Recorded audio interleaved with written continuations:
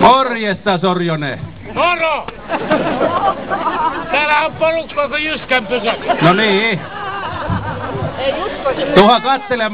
Tuha kattelemaan tänne päin.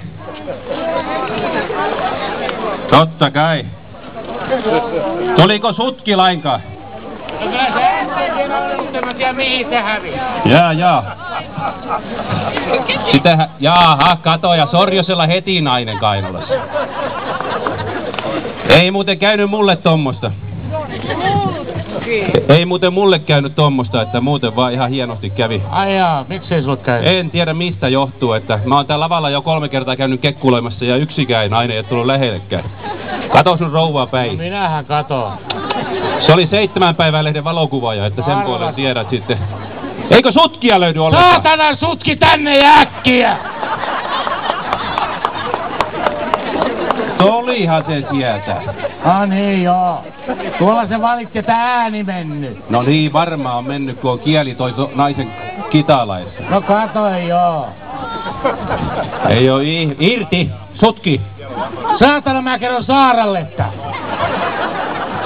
Niin se pitää sut siellä vintillä koko loppuikä. Kato, nyt kato. Joo. Jos Sorjosella oli 1, niin sutkilla on sentään 10. Joo. Se on naisilla aina, se tulee sille hoivavietti, kun ne näkee sutki. Joo, oi, näin on. ihana sutki. Joo, se täytyy olla sitä hoivaviettiä, täytyy olla. Joo. Mikäs Sorjosen kanssa tulee sitten? No ei, ne lähtee karkuun. niin taitaa... joo, näin, ja katos nyt äijää kuosi. No niin. Miltä se nyt tuntuu olla noin suosittu naisten keskuudessa? En mä tiedä, mut Sorjosta ottaa vähän päähän. joo, mä luulen. Mikähän sitä ottaisi myös päähän? Mitä tapahtui vähän ennen euroa? Kerropa. No, sieltä tuli semmonen siviiliauto ja jostain ne löytyi jotkut vilkkuvalot. Ne pyyti kostin sinne autoon. Niin sori, että ääni on ihan maassa, mutta se, että se pyyti se auto. Niin se tuli takaisin, tuli se kuskin paikalle. Mä kysyin, että no mitä ne sanoo. No tän vuorokauden loppu on kortti voimansa. Onko paljon ajomatkoja Sorjonen tiedossa? Olis. Mutta nyt käy niin, että mä ryyppään ja sutki ajaa. Tähän asti se on käynyt niin, että sutki ryypännyt ja minä ajan. No, mitä ryypännyt? No, siellä on takapaksi täynnä tyhjiä kaljatölkkejä. Tossa se pudotti niitä pois, ettei näkyisi todistusaineista. Se voi olla kyllä justiinsa näin, mutta sanotaan, että joskus matkailu avartaa. Tällä kertaa se avarsi Sorjosen lompakkoa. Joo, no ei ne vielä kirjoittanut sakkoja. Kanarialla kun oltiin, niin 7 päivästä 4 sairaalassa, että hyvinhän tää menee. Joo, ja sekin oli viinan takia. En mä tiedä. Joo, en mä muista mitään.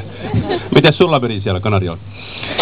En mä tiedä, mutta kun Suomeen tuli, niin ääni meni, jos ei muuta, mutta kyllä mä muistan ainakin reissun, ei sen puolen. Justiinsa näin. Kun ei kysy ihan tarkkaan. Ja kävin vielä oikein niin kuin uskokaa tai jälkää ton noitujan, niin kävin hakkeen sen sairaalasta taksilla.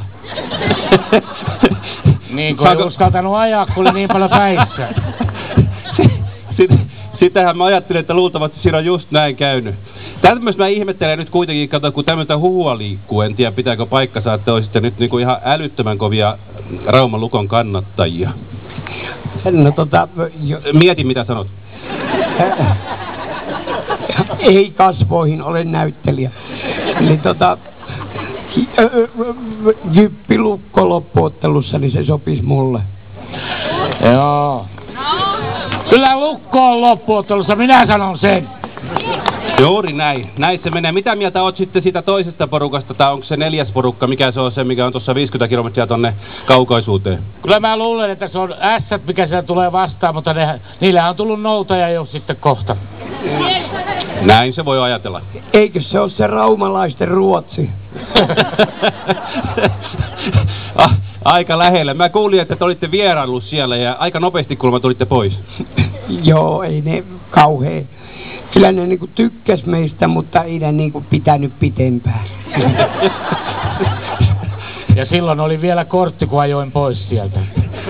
Ai niin, joo. Nämä on mukavia reissuja, tämmöiset keikkahommat. Siellä jää paljon muistoja, jää varmaan muistojen kirjoihin. Mitä, Sorjonen, sen verran halusin kysyä kuitenkin, kun sä oot tommonen fanaattinen Volvo-mies, tommonen Farmani Volvo-mies, ja vieläkö sulla on se pakasta revitty, eli se paalattu Volvo kotona?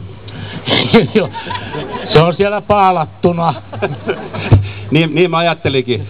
Sanotaan näin, että mä kuulin aika paljon siitä, kun sattui tulemaan semmonen suolapanos perseelle, ja mä oon täällä Rauman kadulla kuullut siitä meinaa sitten muutama 100 kertaa sen verran, että katuuskottavuus meni, niin mulla on kunnia ja ilo esitellä toinen, mikä siinä sarjassa on saanut suolapatruunan perseelle. Miltä tuntuu, Sorjonen?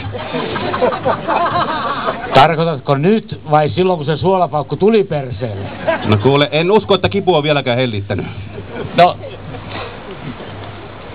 ei se enää yhtä paljon satu kuin silloin, kun se pamahti. Joo, näin voisi kuvitella. Ja sitten kun se just oli paranemassa, niin sitten istui muurahaispesässä. Niin. Kuka istutti? No niin.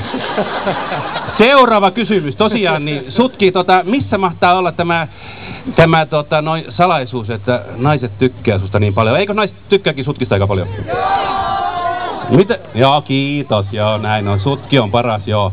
Mistä tämä mahtaa johtua? Ehkä se on vaan niin kuin mun joku semmoinen luontainen viehätysvoima, mikä Sorjoselta puuttuu. Sorjonen, mitä sanot tuohon? Ilman muuta mä kannatan tätä hänen luontaista hienoa tunteisuuttaan. Kyllä siinä saattaa näinkin olla. Sen verran haluaisin kysyä... No. Se voi olla, että se itseksi ja vittis näille keikoille lähteessä saisi turpaansa. No sen verran mä voin kertoa, että kun mä kerroin tästä tilanteesta silloin, kun aikoinaan Pekka otti yhteyttä ja kysyi, että saitko poikia torille, eli tässä on tää pääpiru täällä takana tosiaan, niin sanoi, että jos Sorjosen ja Sutki saisi torille, mä sanoin, että miten olisi Östelä, niin sanoi, että älä tuo sitä Östelää, saa turpaa. Joten en uskaltanut sitä tuoda. Sanotaan, että Sorjonen kiikkuu kuitenkin siellä niin kuin hyvän ja pahan rajamailla, että saa välillä kuitenkin turpaansa, niin sitä ei tarvitse aina hakata, että se on kuitenkin menee siellä vielä hyvän ja pahan rajalla, että sen takia se on myös semmoinen rakastettu, vai mitä? Joo. Mä luulen, että mä sain siinä sarjassa sen verran niin kuin turpaan niin tollain niin kuin suolapaukuista ja kusiaispesästä, että sitä annetaan aika paljon anteeksi näin muuta. Kyllä, mä voin tänä iltana sut saunottaa ja anna sitten vielä selkäsaunan päälle, niin tulee joku hyvä muisto Raumalta. Joo, tästä kunnolla vaseliinia, että toi perse paransi. Niin. Mutta niin, onko se totta, että kaikki raumalaiset on tommosia mavioosoja?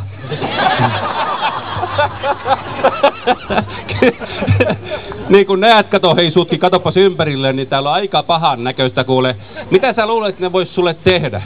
En mä tiedä, kun katsoo, niin molemmilla puolilla on niinku porukkaa, että täytyy vaan yrittää. Meillä on lukon nää aulaliinat, niin... Sehän siinä on pelottavinta, että siinä voi käydä sillä tavalla, että ne tulee ja... Litsiin.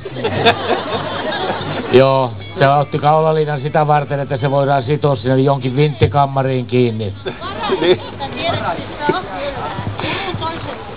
Ja sitten tähän väliin mä halusin tämmöisen pienen jutun tehdä, koska täällä on Tori-parlamentti, eli Rauman Pirunpellon ystävät ry puheenjohtaja Pekka Laaksonen. Ja he haluavat palkita täällä Pystykaffe-pitäjän, jonka nimi on Jaana. Hän on myös todella hullaantunut näihin kahteen kaverukseen, eli täällä on Raikki on piirtänyt tämmöisen kuvan, missä on Jaana ja Sutki ja Sorjonen. Sutkilla on pirusti tuolla tommosia huulipuna-suudelmia poskessa, Sorjosella ei yhtään. Joo. Ota aika leveät posket on Sutkille mennyt, että en tiedä, onko se niin kuin turvoksissa tuosta suudelmista vai... Ja saako pyytää Jaana vielä?